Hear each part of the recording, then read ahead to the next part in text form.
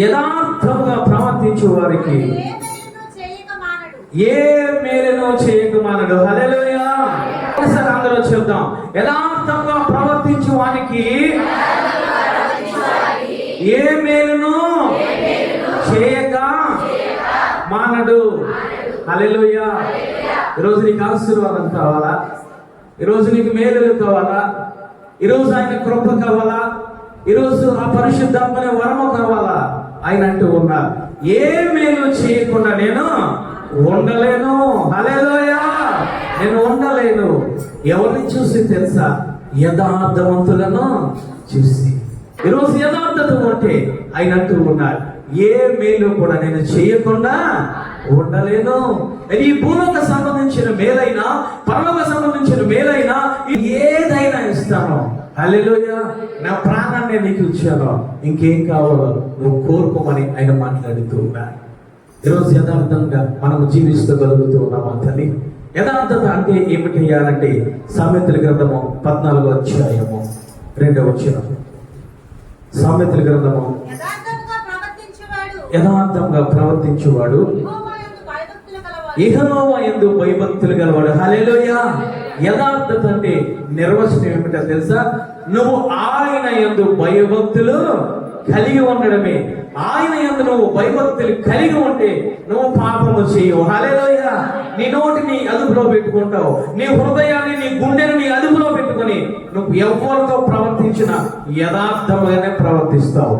కీర్తన గ్రంథము 32వ అధ్యాయం. కీర్తన గ్రంథము 32వ అధ్యాయం 5వ వచనం. నా దోషములను కప్పుకొనక నీ ఎదుట నా పాపములను ఒప్పుకుంటుని. హల్లెలూయా. ఆయన మాట్లాడుతున్నారు, యథార్థత అంటే ఏమిటంటే నా దోషములను కప్పుకొనక నీ ఎదుట నా పాపములను ఒప్పుకోవడమే యథార్థత. హల్లెలూయా. దావీదు గారి దగ్గరికి నాతాను ప్రవక్త వచ్చాడు. పాపము చేసావు దావీదు, చూసుకో నువ్వా కాదా అన్నాడు. నేనే అంటున్నాడు. హల్లెలూయా. ఆ పాపిని నేనే. ఒప్పుకోలేదు, ఒప్పుకున్నాడు యథార్థంగా దావీదు.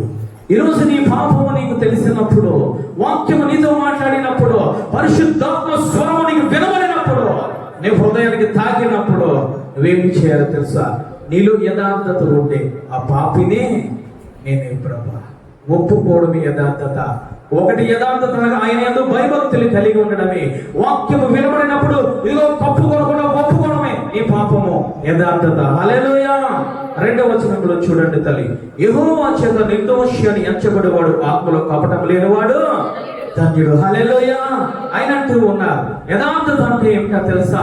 ఇదిగో మనసులో కపటము లేనివాడు, యెహోవా చేత నిర్దోషి అని ఎంచబడేవాడు. ఈరోజు నా భార్య నన్ను అంటుంది, మీరు చాలా యథార్థముగా ఉంటూ ఉన్నారు. ఈరోజు నా కూతురు నన్ను అంటుంది, మీరు చాలా యథార్థమైన డాడీ అంటూ ఉన్నారు. కానీ మనుషుల యథార్థత కాదు ఆయన మాట్లాడేది. యెహోవా నిర్దోషి అని నిన్ను ఎంచాలి. హల్లెలూయా. నన్ను ఎంచాలి. దానిని యథార్థత అంటారు. ఎక్కడయ్యా ఆయన ఎంచేది ఏమిటో తెలుసా? ఆత్మలో కపటము ఉండకూడదు. ఆత్మలో కపటం ఉండకూడదు. ఈరోజు యథార్థత లోపించింది. ఈరోజు ఆస్తి పాస్తులు ఉంటూ ఉన్నాయి, రకరకాల ఇల్లులు ఉంటూ ఉన్నాయి, రకరకాల ఉద్యోగములు ఉంటాయి, ఉన్నతమైన స్థానంలో మనం ఉంటూ ఉన్నాము. కానీ ఈరోజు విశ్వాసంలో సంఘంలో లోపించేది ఏమిటనంటే యథార్థత ఉండడం లేదు. ఆయన చూసేది నీ ఆస్తి, నీ బంగారం, నీ అందము, నీ చందము కాదు ఆయన చూసేది. నేను ఆశీర్వదించాలంటే ఆయన అంటూ ఉన్నాడు, యథార్థతను చూస్తూ ఉన్నాడు. హల్లెలూయా. నీకు మేలు కావాలా? యథార్థంగా ఈ రోజు నుంచి జీవించడం మొదలు పెట్టు. హల్లెలూయా. ఈ రోజు నువ్వు చిన్నదానివే, ఈ రోజు నువ్వు వెనకాల వచ్చావు సంఘానికి, ఈ రోజు నువ్వు ఇప్పుడే రక్షింపబడ్డావు. యథార్థంగా ఉండు. అందరికన్నా ముందు దేవాతి దేవుడు నిన్ను నిలబెడతాడు. హల్లెలూయా. ఈరోజు దేవాతి దేవుడు అంటూ ఉన్నాడు, యథార్థత అనగా ఒకటి ఆయన యందు భయభక్తులు కలిగి ఉండడం, 2 వాక్యం నీకు వినబడినప్పుడు కప్పు కొనక ఒప్పుకోవడము, 3 ఆయన అంటూ ఉన్నాడు యెహోవా చేత నిర్దోషముగా నీ హృదయంలో కపటం లేకుండా ఉండడమే యథార్థత. హల్లెలూయా. అందుకే 26వ దావీదు కీర్తనలో ఆయన మాట్లాడుతూ ఉన్నాడు. 26వ దావీదు కీర్తన 1వ అధ్యాయం. యెహోవా నేను యథార్థవంతుడై ప్రవర్తించుచున్నాను, నాకు తీర్పు తీర్చుము, ఏమీ సందేశపడకుండా యెహోవా యందు నేను నమ్మిక ఉంచి ఉన్నాను. యెహోవా నన్ను పరిశీలించుము, నన్ను పరీక్షించుము, నా అంతరంద్రియములో నా హృదయంలో నన్ను పరిశోధించు. నన్ను పరిశీలించు, నన్ను పరిశోధించు, ఇదిగో నన్ను పరీక్షించు. ఎక్కడయ్యానండి? అంతరింద్రియములను పరిశోధించు. హల్లెలూయా. అంత ధైర్యం నీకు నాకు ఉందా తల్లి? ఒక రామసీయుడు మాట్లాడుతూ ఉన్నారు, నేను యథార్థముగా నేను జీవిస్తూ ఉన్నా. కావతే ఓ దేవా, ఇదిగో కావతే నన్ను పరీక్షించుకో, నా జీవితాన్ని, నా నడకను పరీక్షించుకో, నా నడకను పరీక్షించుకో, నా పడకను పరీక్షించుకో, నేను కూర్చుంటా లేచుట నువ్వు సమస్తము పరీక్షించుకో. హల్లెలూయా. ఈరోజు నా మాట నువ్వు అనగలవా? ఆశీర్వాదాలు కావాలి, మేలు కావాలి అని నువ్వు మాట్లాడుతున్నావు, ప్రార్థన చేస్తూ ఉన్నావు. ఈ వాక్యము దావీదు గారు మాట్లాడినట్టు ఈరోజు నువ్వు నేను మాట్లాడగలనా? అందుకే ఆయన మాట్లాడుతున్నాడు కాబట్టి ఎక్కడో ఉన్న గొర్రెల దొడ్డులో ఉన్న ఆ దావీదును ఎక్కడ నిలబెట్టాడు తెలుసా? సింహాసనం మీద నిలబెట్టాడు. హల్లెలూయా. ఆయన అంటూ ఉన్నాడు, యథార్థవంతులకు ఏ మేలు కూడా నువ్వు చేయకుండా నువ్వు ఉండలేవు. హల్లెలూయా. ఆయన ఉండలేడు తల్లి. నువ్వు యథార్థంగా నువ్వు జీవిస్తుంటే సింహాసనాన్ని వదిలి ఏం చేస్తాడో తెలుసా? నేను అభిషేకించే దేవుడు. హల్లెలూయా. పరిశుద్ధాత్మతో నింపే దేవుడు తల్లి. నింపిన తర్వాత సింహాసనం మీద కూర్చోబెట్టే దేవుడు అయినా ఈరోజు యథార్థంగా ఉంటూ ఉన్నదా తల్లి? ఈరోజు మనం అనుకుంటూ ఉన్నాం, జాగ్రత్తగా విన్నాము తల్లి. సమయం కోసం చూడకండి, వాక్యము మీ హృదయంలో విత్తబడాలి. హల్లెలూయా. హల్లెలూయా. అయ్యగారు ఎక్కువ టైం తీసుకున్నారండి కాదు. ఒకసారి ఆలోచించండి తల్లి, 6 నెలలు కూర్చొని మోకాలు అరిగిపోతే వాక్యం, ఇది దేవుడు వాక్య ప్రత్యక్షతనిచ్చాడు. హల్లెలూయా.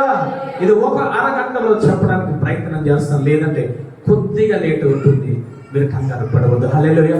ఆత్మ పరిశుద్ధాత్మ దేవుడు ఎప్పుడు వరకు ఆయన నన్ను ఉపయోగించుకుంటారో అప్పుడు వరకు నేను ఉపయోగపడుతూనే ఉంటాను. హల్లెలూయా. హల్లెలూయా. హల్లెలూయా. హృదయాలు తెరవబడును గాక, హృదయాలు తెరవబడును గాక, హృదయాలలోనికి యథార్థత వెళ్ళును గాక. హల్లెలూయా. యథార్థమైన ప్రవర్తనతో కలిగి ఉండును గాక. అయినట్టు ఉన్నారు యథార్థవంతులకు ఏమేలు కూడా నేను చేయకుండా ఉండలేదు. ఈరోజు యథార్థత అంటే అనుకుంటున్నావు, నేను అబద్ధం ఆడకూడదు అని అనుకుంటున్నావు. మంచిదే, నువ్వు అబద్ధం ఆడడం లేదు. ఎన్ని శ్రమలు వచ్చిన, నీకు కష్టం వచ్చిన నువ్వు అబద్ధాలు ఆడడం లేదు. మంచిదే.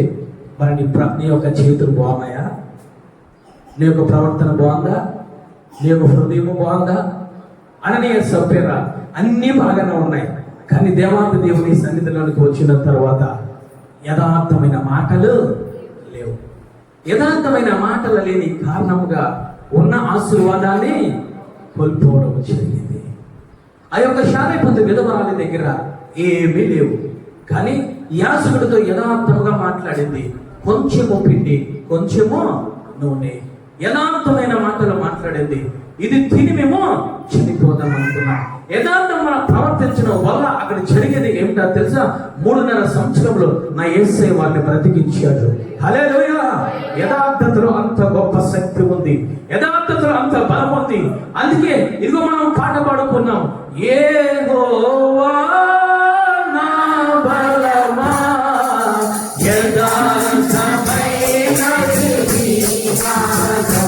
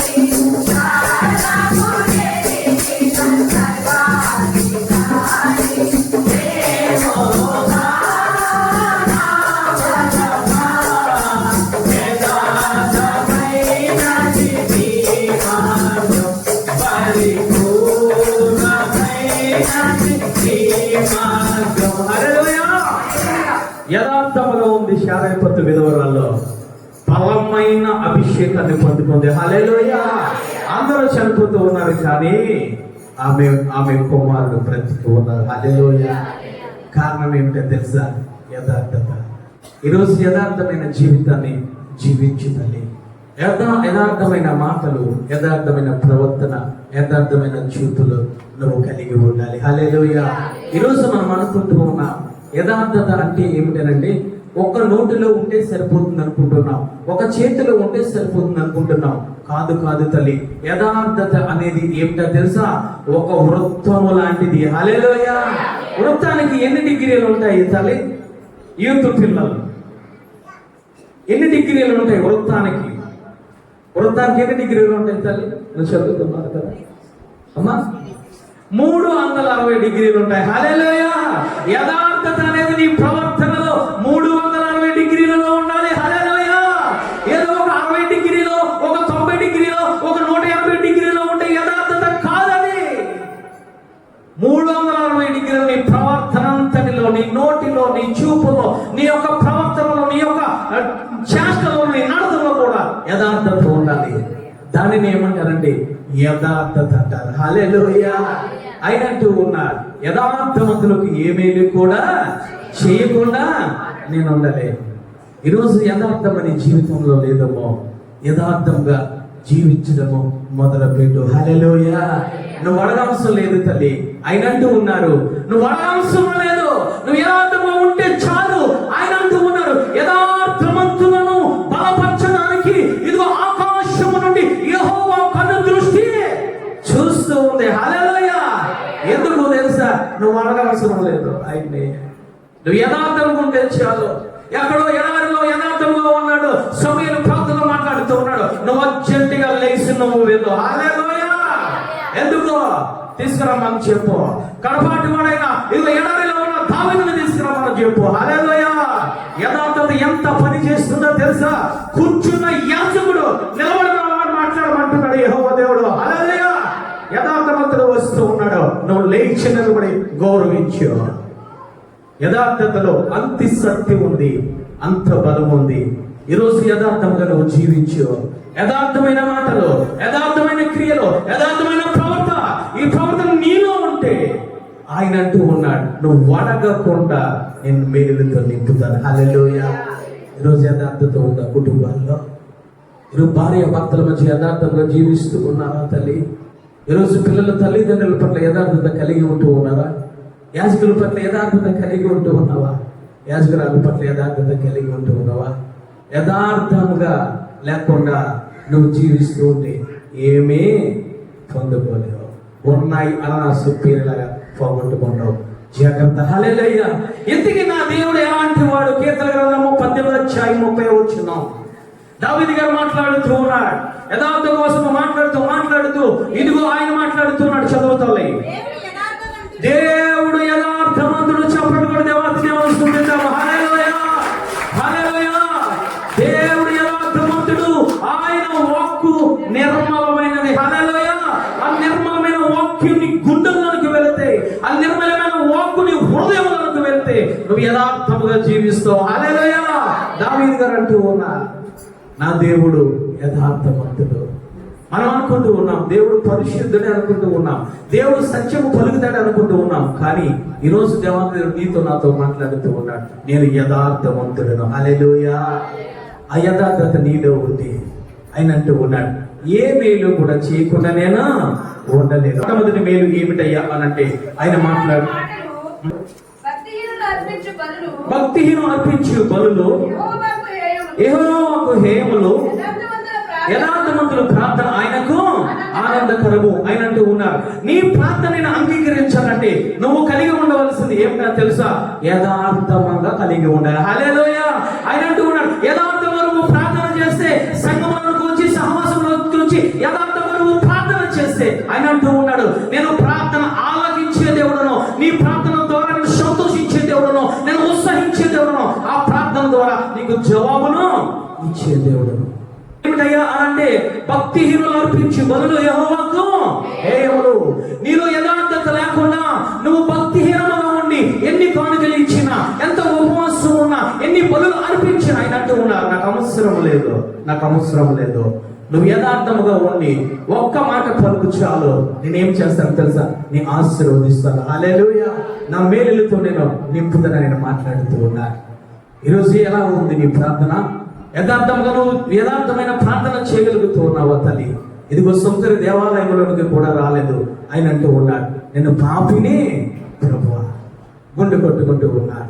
ఇంకొక అతను దేవాలయంలోకి వచ్చి మందసం ఎక్కేసి అంటూ ఉన్నాడు, అయ్యా నీకు పలాది ఇస్తూ ఉన్నాను, దశభాగం ఇస్తూ ఉన్నాను, ఉపవాసం ఉంటూ ఉన్నాను, పుదీనాలను సోపులను ఇదిగో రకరకాలుగా నేను ఒక దశభాగం తీస్తూ ఉన్నాను. దేవాతి దేవుడు అంటున్నాడు, no no no no no no no, నీలో యథార్థత లేదు లేదు లేదు, నీలో యథార్థత లేదు. నువ్వు నీతిమంతుడిగా తీర్చబడవు. నీ వెనకాల ఉన్నాడు, ఏమి ఇవ్వకపోయినా సరే యథార్థత కలిగి ఉన్నాడు కాబట్టి అతను నీతిమంతుడు. హల్లెలూయా. అతను ప్రార్థనను ఆలకించి నేను సంతోషించాను. ఈరోజు ఇటువంటి ప్రార్థనలు చేస్తూ ఉన్నావు. కానుకలు ఇచ్చేస్తున్నా, నాకు దీవెన కావాలి, కానుకలు ఇచ్చేస్తూ ఉన్నాను, నువ్వు రకరకాల ఆలోచనలు కలిగి ఉన్నావు.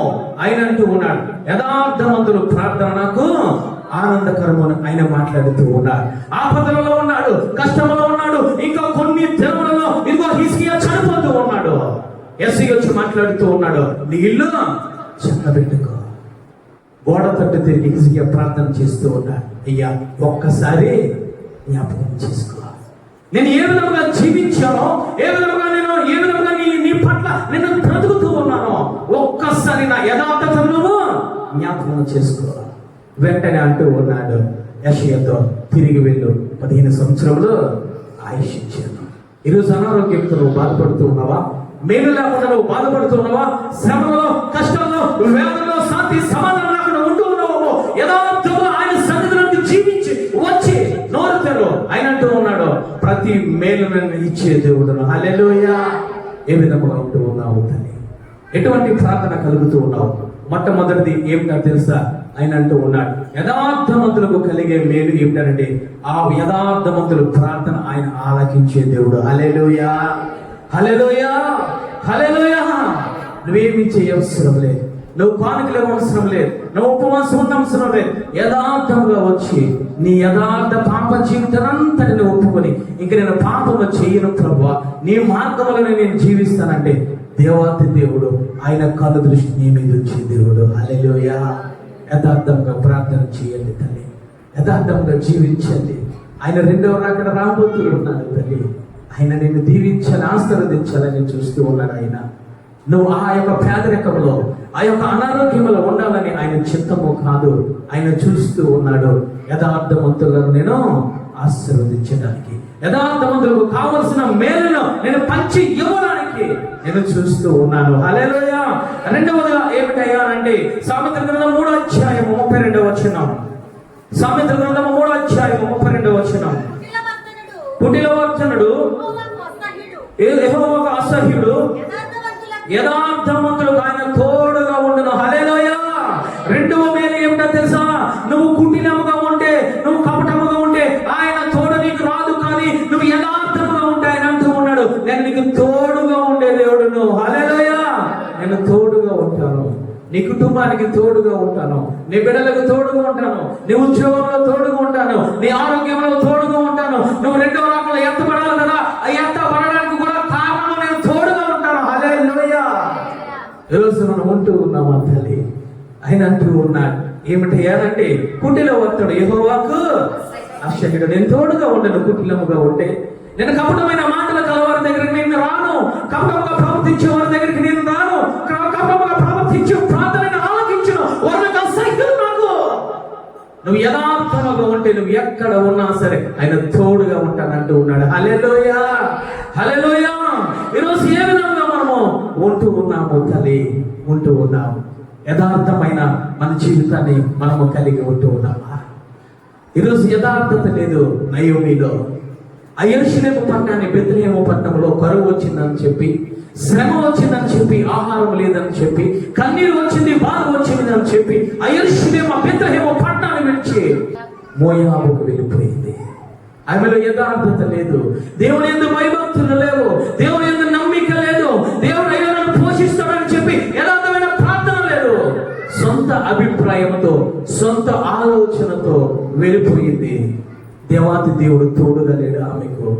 తోడుగా లేని కారణముగా మొదట భర్తను కోల్పోయింది, తర్వాత మొట్టమొదటి కుమారుని, తర్వాత రెండో కుమారుని కోల్పోయింది. ఈరోజు మనము దేవుని సంఘములో యథార్థముగా ఉండకుండా, వాక్యము ప్రకారంగా, సత్యము ప్రకారంగా ఇదిగో మనం నడవకుండా, ఉపవాస ప్రార్థనలు ఉండకుండా, ఆయన సహవాసము లేకుండా ఎక్కడికెక్కడికో వెళ్ళిపోతూ ఉన్నారు. వెళ్ళిపోయి అన్నీ పోగొట్టుకొని మాట్లాడుతూ ఉన్నారు. దేవుడు నాకు ఇది మంచి చెయ్యలేదు. నువ్వు బెత్లెహేములో ఉంటేనే, ఆయన సన్నిధిలో ఉంటేనే, నువ్వు యథార్థముగా నువ్వు జీవించి ఉంటేనే ఆయన తోడు నీకు ఉంటుంది. నువ్వు కుటినముగా నిష్టం వచ్చిన చోట్లకి నువ్వు పరిగెడుతూ ఉంటే, నిష్టం వచ్చిన చోట్లకి నువ్వు గెంతులు వేసుకుంటూ వెళ్ళిపోతూ ఉంటే ఆయన తోడు నీకు ఉండదు తల్లి. ఆమె మాట్లాడుతూ ఉంది, నేను మధురముగా వెళ్ళాను, ఇదిగో నేను మారాగా మారిపోయాను. కారణం ఏమిటో తెలుసా? దేవాతి దేవుని తోడు ఆమెకు లేదు. కారణం ఏమిటయ్యా? ఆమెలో యథార్థత లేదు తల్లి.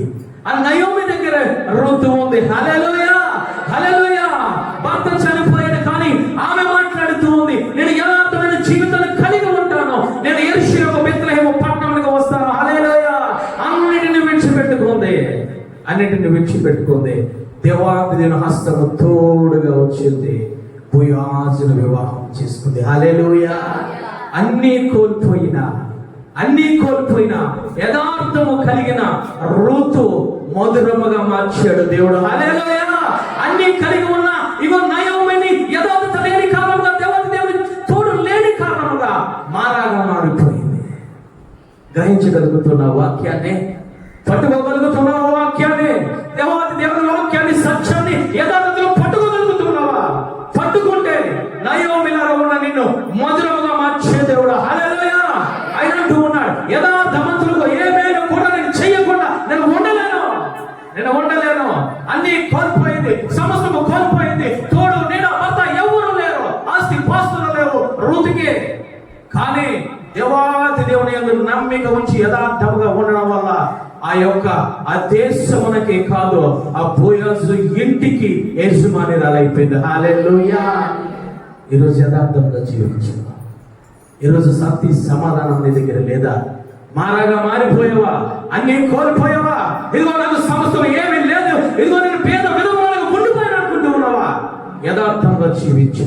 యథార్థంగా జీవిస్తే నిన్ను ఒక సంసారిగా చేసే దేవుడు. హల్లెలూయా, హల్లెలూయా.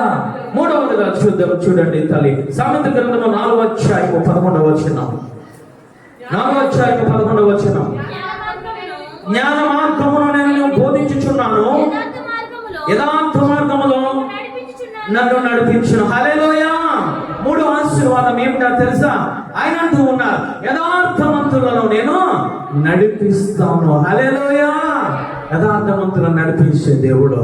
మొట్టమొదటి యథార్థవంతులు ప్రార్థన ఆలకించే దేవుడు. రెండవది యథార్థవంతులను ఆయన తోడుగా ఉండే దేవుడు. మూడవది యథార్థవంతులను నడిపించే దేవుడు. హల్లెలూయా. నీ బంగారము నిన్ను నడిపించదు, నీ ఆస్తి పాస్తులు నిన్ను నడిపించవు, నీ ఉద్యోగము నిన్ను నడిపించదు.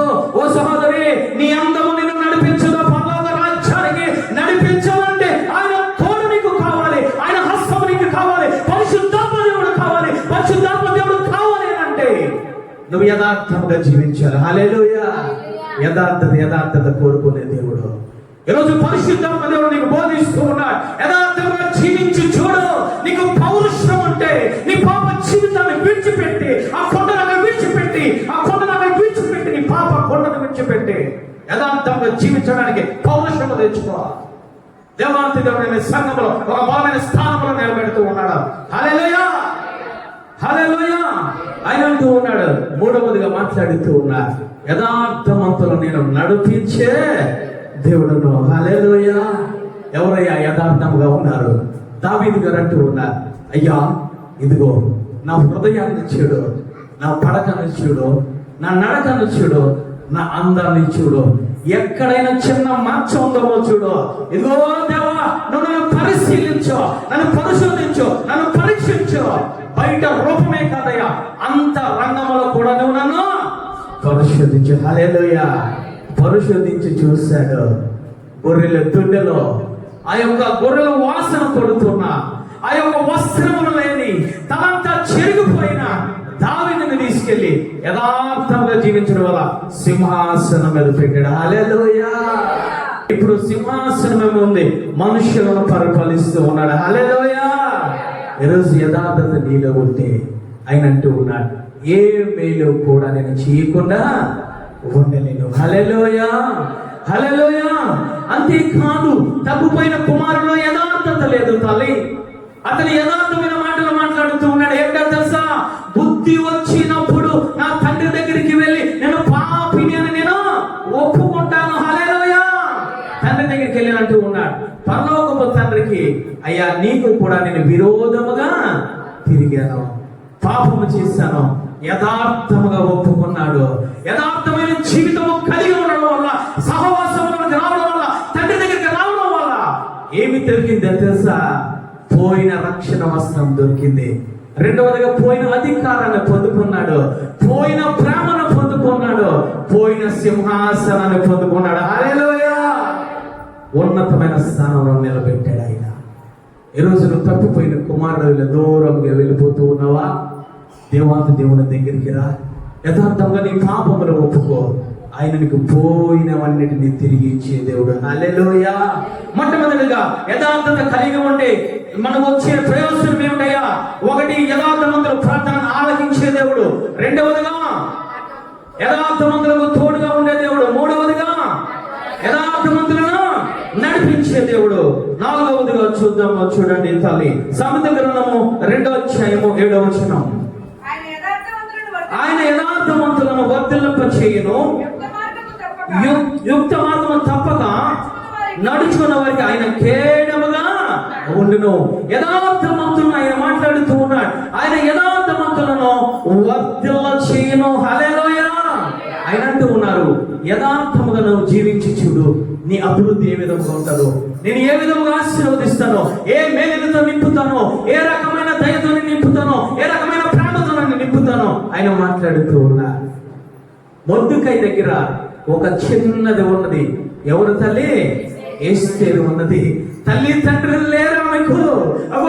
ఆ యొక్క బాబాయ్ దగ్గర పెరుగుతూ ఉంది, కానీ తన యథార్థతను కాపాడుకుంది, తన కన్యత్వను కాపాడుకుంది, తన రక్షణ వస్త్రాలను కాపాడుకుంది, తన యొక్క యథార్థమైన జీవితాన్ని గడుపుతూ ఉండగా ఏమి జరిగిందో తెలుసా? సింహాసనం మీదకి ఎక్కింది. హల్లెలూయా.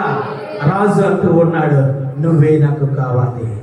ఒక రాజు మాట్లాడుతూ ఉన్నాడు, నేను నిన్ను వివాహము చేసుకుంటాను. తల్లిదండ్రులు లేరు, తినడానికి తిండి లేదు, ఒక తల్లిదండ్రుల ప్రేమ కూడా ఆమెకు తెలీదు, కానీ ఆ యొక్క రాజును ప్రేమను గెలుచుకుంది. హల్లెలూయా. ఈ రోజు నువ్వు యథార్థముగా నువ్వు జీవిస్తే ఆయన అంటూ ఉన్నాడు, నేను వర్ధిల్లింప చేసే నేను దేవుడును. కానీ ఈరోజు యథార్థముగా జీవిస్తూ ఉంటే అనేక శ్రమలు వస్తూ ఉంటాయి, అనేక నిందలు వస్తూ ఉంటాయి, అనేక అవమానాలు వస్తూ ఉంటాయి. వాటిని అన్నిటిని నువ్వు తట్టుకోవాలి. హల్లెలూయా. నువ్వు తట్టుకోవాలి తల్లి. ఈరోజు దేవాతి దేవుని సన్నిధిలో ఈరోజు నేను వాడబడుతూ ఉన్నానంటే అనేక మంది అనేక రకాలుగా నన్ను నిందించడం మొదలు పెట్టా. నా ఫ్రెండ్స్ నన్ను నిందించడం మొదలు పెట్టా. నాకు ఒక రక్త సంబంధే నాతో అన్నాడు, ఏమిటో తెలుసా? ఎందుకు వచ్చిన బ్రతుకురా, ఈ లోకంలో సంతోషించకుండా ఈ వయసులోనే దేవుడు దేవుడు అంటావు అని అన్నాడు. నేను పట్టించుకోలే. మొన్న యూట్యూబ్లో ఒక వాక్యము బలముగా వెళుతుంటే ఆ బిడ్డకు గుర్చుకుంది. వాడు మెసేజ్ ఏం పెట్టాడు తెలుసా? నువ్వు కుక్క లాంటి జీవితాన్ని నువ్వు జీవిస్తూ ఉన్నావని మెసేజ్ పెట్టాడు. హల్లెలూయా. దాన్ని నేను ప్రేమగా నేను స్వీకరించాను. ఆ బిడ్డ కోసం ఇప్పుడు కూడా నేను ప్రార్థన చేస్తూ ఉన్నాను. హల్లెలూయా. లైవ్ లో చూస్తున్న ఒక బిడ్డ నీ కోసం నేను ప్రార్థన చేస్తూ ఉన్నా. హల్లెలూయా. అనేక నిందలు వస్తూ ఉంటాయి, అనేక అవమానాలు వస్తూ ఉంటాయి. వీడే యథార్థవంతుడా, వీడే నీతిమంతుడా, వీడే ప్రార్థన చేస్తూ ఉన్నాడా, వీడే భక్తిపరుడా అని చెప్పి అనేక నిందలు వస్తూ ఉంటాయి. కానీ నీ యథార్థతను విడిచిపెట్టకూడదు. హల్లెలూయా. యోబు భార్య మాట్లాడుతూ ఉంది, నువ్వు యథార్థంగా ఎందుకు జీవిస్తూ ఉన్నావు? నీ దగ్గరికి రావడానికి నాకు అసభ్యకరంగా ఉంది. ఇదిగో నీ దగ్గరికి నేను పరిచర్య చేయడానికి, ఇదిగో నీ దగ్గరికి రావడానికి నా మనసు ఒప్పడం లేదు. ఎంత వరకు యథార్థంగా పట్టుకుని నువ్వు జీవిస్తావు?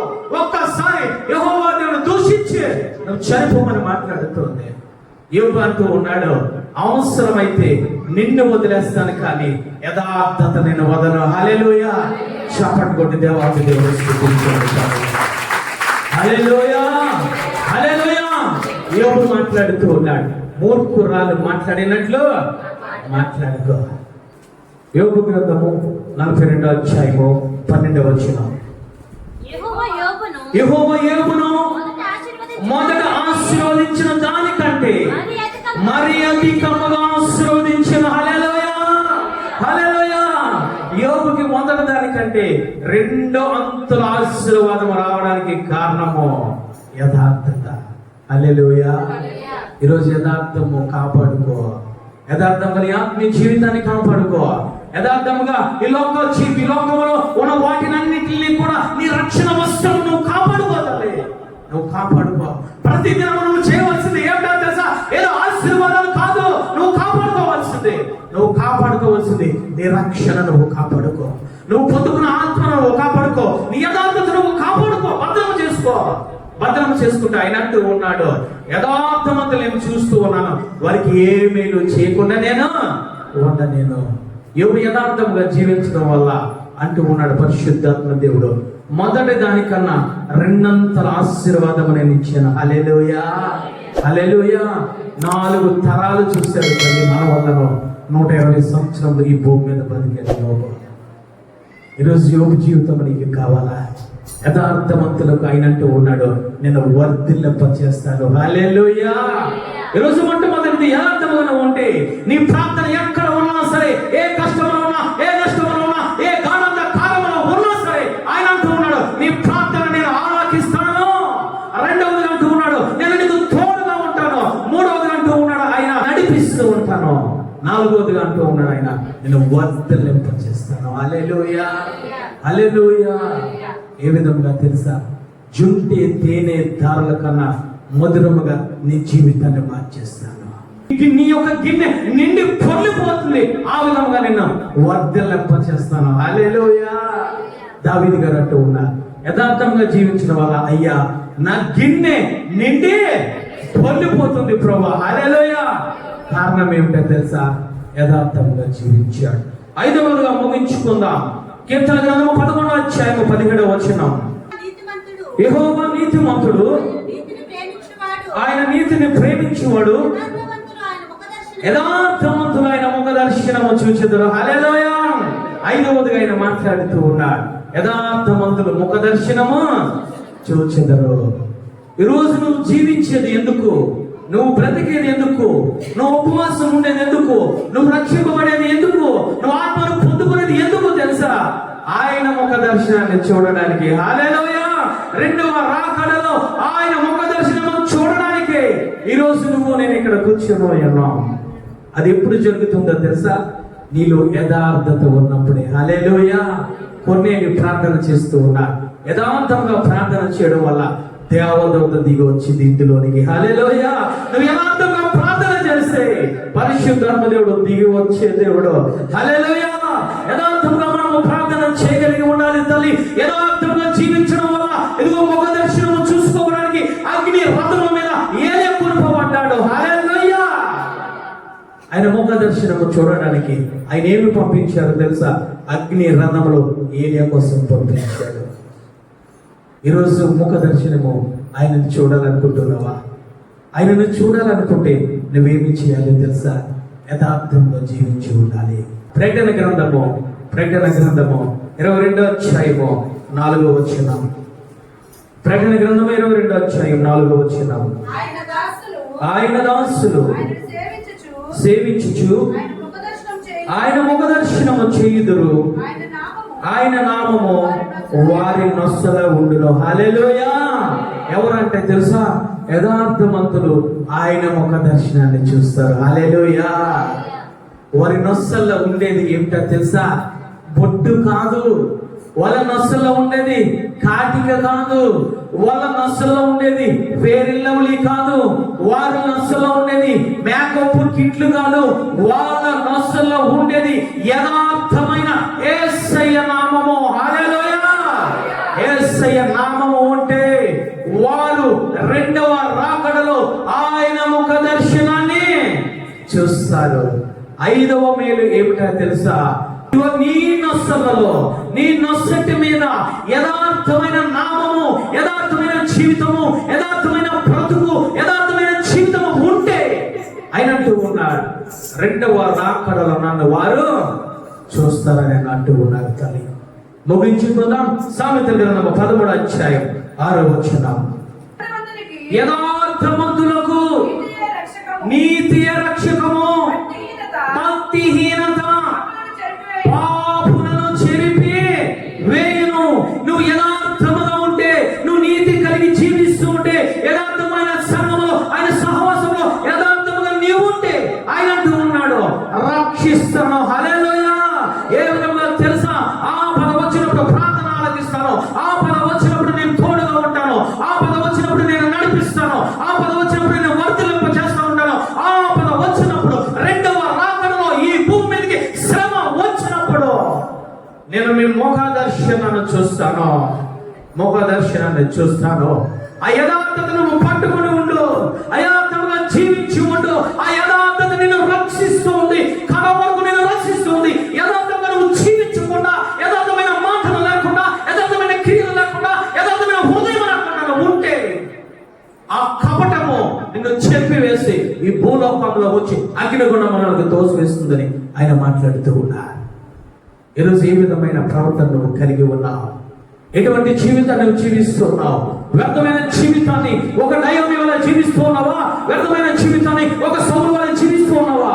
రా, దేవాది దేవుని దగ్గరికి రా, దావీదులాగా అడుగు, దావీదులాగా మోకరించు, దావీదులాగా ప్రార్థించు. అయ్యా, ఇదిగో నా పాపం నేను ఒప్పుకుంటూ ఉన్నాను, యథార్థమైన జీవితం నేను కలిగి ఉంటాను. ఇదిగో నా పాపం అనేది తెలిసి ఉంది ప్రభువా, ఆ పాపిని నేనే ప్రభువా.